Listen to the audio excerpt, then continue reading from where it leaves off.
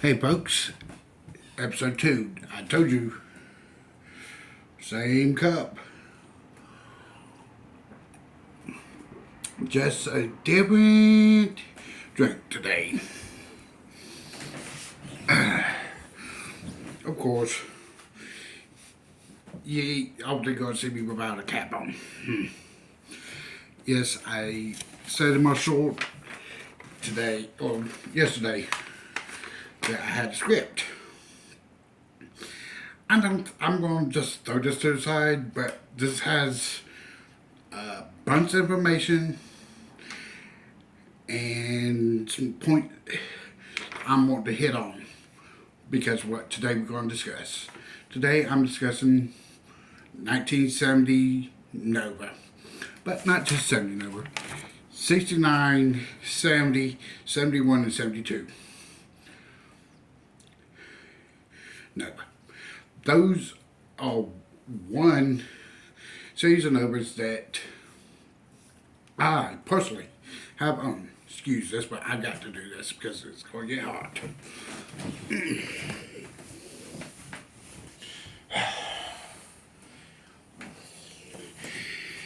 Excuse the background. Yes, that's my bed. I'm doing this in my room, of course, like starting out. I don't have no office, no set up place.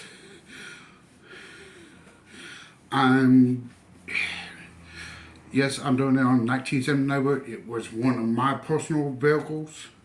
I had it as a kid slash young teenager.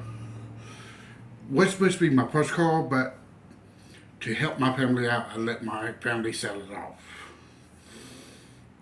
But it ain't my first Nova. I had two of them, 70 and 78.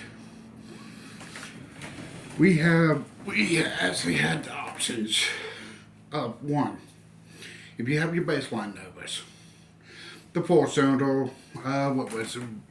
Let me pull it up. What was that? My 1970 Nova was a base model. But I'm not just talking about base models today. I'm going to give you the whole quick rundown of from the base model all the way up to the specialized backdoor models, which was the Copo. Yes, they had some dealership option ones like the Yenko Nova and stuff like that, but that's a whole nother thing. It is a regional item to actually, I have it here. It was actually original item for Canonsburg, Pennsylvania, for the Yenko Chevrolet dealership up there. That was a dealership option car. Your base Nova, you had all your colors like black, white, blue. Then you had your sunburn orange, your reds. The color options there was a whole list of them. I'm not going to go through all of them because people, you know that colors, if you want to do a retro to color, you have to go and get it a one-stage paint job for one, because there was no two-stage back then, which is a base coat clear coat. Yes, there was candies that was shot back then. You had your metallics, but like I said, I digress. That's just options of colors, things. Then you have, as far as your motor wise, we have in them. We had a 153 4-cylinder, big 4-cylinder motor for the size of it was 154 cubic inch. Then you had your inline 6, which you had, I think it was like 283, and the baseline one would have been a 194 cubic inch, and they came with what they call a cross flow head. Good power range, good 4 6-cylinder inline six, they were good motor. Interior wise, while I'm still under the hood, you had some options as far as you did have the option of power steering. You had the option between a four, four, excuse this, but a 4-speed transmission, straight drive as a standard, or you had the optional, I think it was 3-speed, 2 or 3-speed, I'm not for sure, because some of them, I know, like I said, a couple options were like 2 and 3 speeds. If you really want to know if you're going to do a restoration to where it actually matches numbers, then you need to go and get the numbers ran. Eventually, I will teach you how to read the numbers, but that's later in the series. Because but I'm just having them starting out. Then you have your interior. Radio wise, you had your AM, FM radio, or no radio, or just an AM radio. Just 3 little options. 4 speakers, that's all you got. Turn the dash, turn the deck lid. Deck, which is behind the back seat, in the window. Almost a standard thing now, even in newer cars on that one. The speakers on the dash, you had the option of 1 or 2. Some, like mine, came with 3 speakers. 1 in the dash, 2 in the back. Then you have your heating and air, which is interior, exterior. Interior and motor area. Yes, they had the option of ACs, but that was an option. I don't remember the price tag. I have not looked at one, but most of them were like $85, $95 back then, which would equal up to about $500, $600 now. The automatics were price optioned more than the 4 speeds and 3 speeds as far as your transmissions. It was cheaper to buy a straight drive than it would be automatic back then. You have also other motor options like your basic under 300 horsepower 350 motor. But yes, there's some more, but I'll give that with the option pack, with the package option you could get. I'll give you more about those. And then, pause and tell you, you had of course the option of carpet or rubber mat as your flooring. Far as your seats, you had most of them, most of your baselines were bench seats. But you had the option of bucket seats with both vinyl and cloth. Yes, I talk with my hands. But those were your the 4 options on upholstery. The headliner was always a flexible vinyl, like pleather material with rods going across the whole roof line. As far as that goes. You had the bent windows on the windows, of course. Standard options, standard things for back then. Some people will call those the smoker's windows. Let's see what else I put in here. Even though this, I wrote it all out, it's just, I've got it bounced all over the place. Sorry about that, y'all, but like I said, I'm starting out. I've not really got a professional rider or anything. I'm doing all the work myself. I'm doing the timing on this. I'm doing all the research. I'm doing the writing. I'm doing the hosting. I'm setting up the backdrop and everything by myself. No help from really anybody except for my family to help me get like the things I need as I get them. Okay, now let's go step up to your next series of options, which is actually what everybody wants. Heck, the power brakes. That was an option on the baseline, but most of them came with drum brakes. They stopped, they did their job, but they weren't the best in the world. The power brakes, a lot better. Now that's a standard option on. That's a standard option where it was rotors up front with drums in back, and that ran on almost all your cars, all the way up even into hell. Heck, my 2009 has that.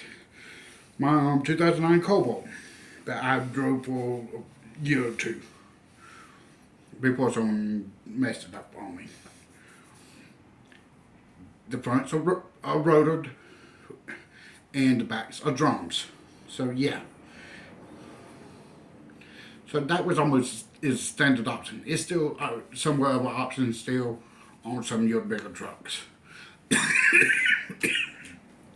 Now, when it comes down to power options on the next stage, which is the SS package, everybody wants to take a baseline Nova, turn it into an SS package, which is the 396 SS Nova. Beautiful car. Power out the wazoo for what it was, but problem was it was the smallest big block. I say, I like the bigger big blocks, to be honest. They didn't have the 572s and all that back then. This was 454, 396, 455 were the big blocks of GMs. That was GMs. 426, Hemis, Ford Chrysler, stuff like that. But digressed. Now let's get back. Now with the 396 big block, you had Quadrajet on top. You had power disc brakes up front. You had door exhaust out the back. You had the bucket seats on the interior. You had the 396 badging, the SS badging on it. Everybody loves that. You also had, as far as your upholstery wise, it was both either vinyl or cloth. Maybe if you get the right dealership, it even had leather. That's just if you can find the right dealership to get that changed out. But that was a dealership option.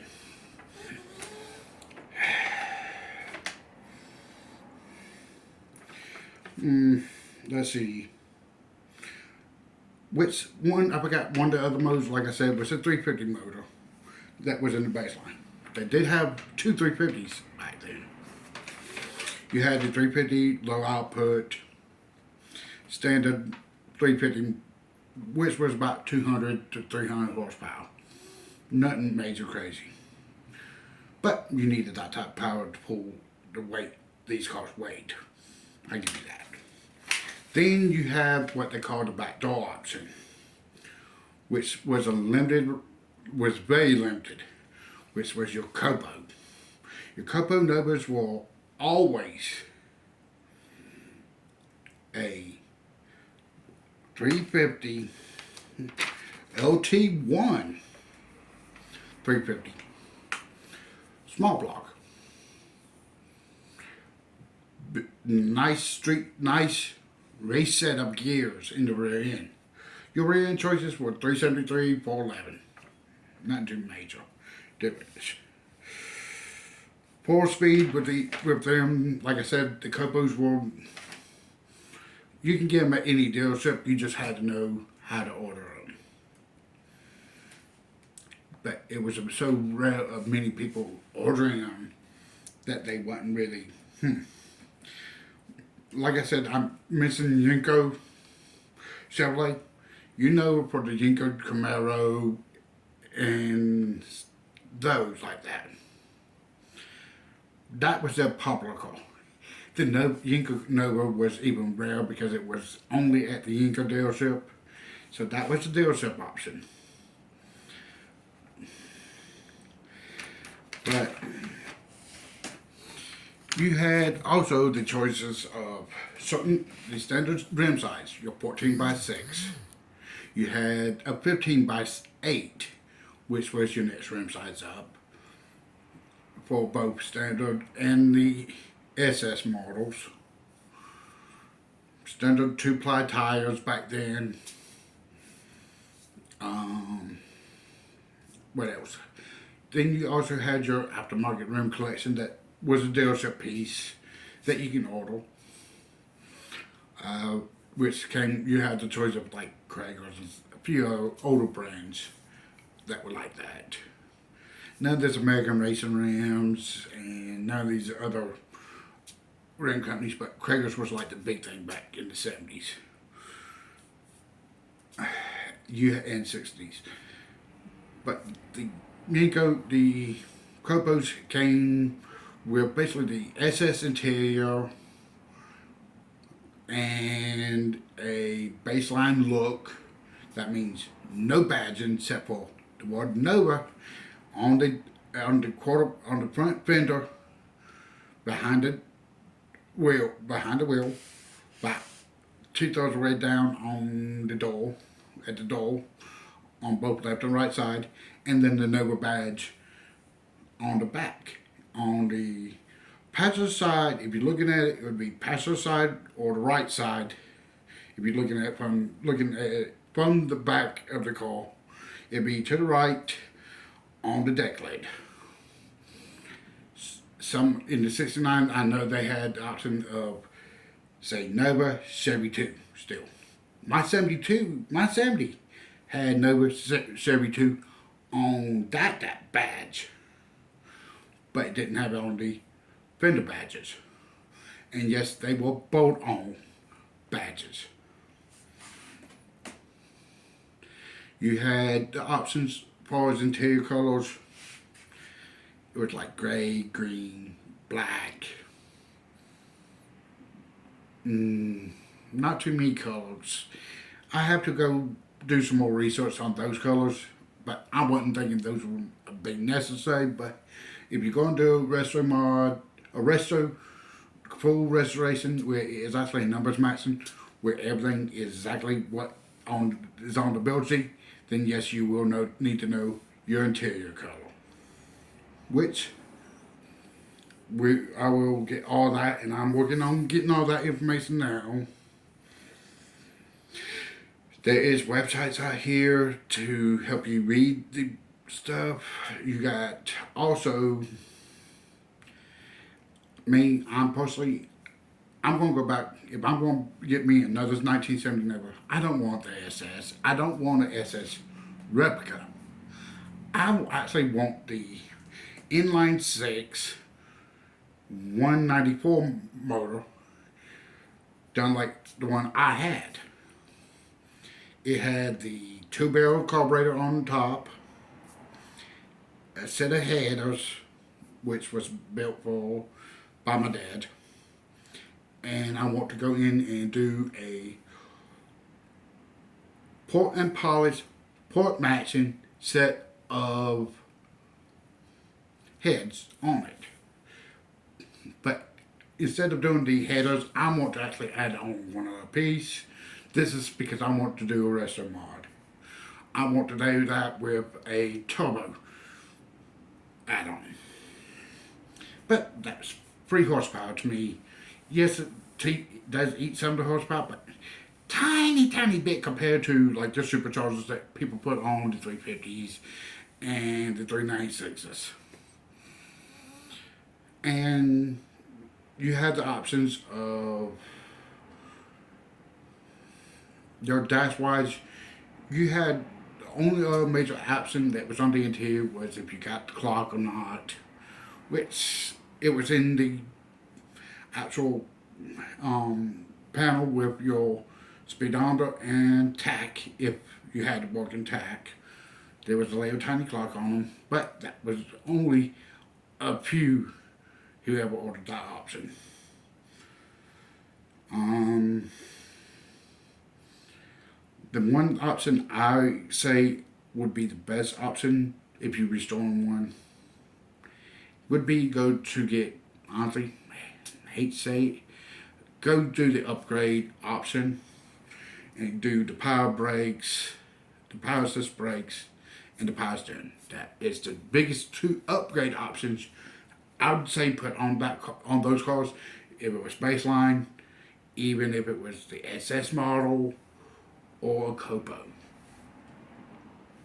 because those who will help you in your, and that will help with if you're building it to be basically almost original. But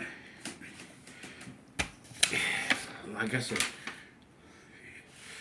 I'm going to set it up where I can receive comments on this at this time. I'm going to set up, but you still can email me at my email address of histories of call options at gmail.com. Email me there. Let me know what you think.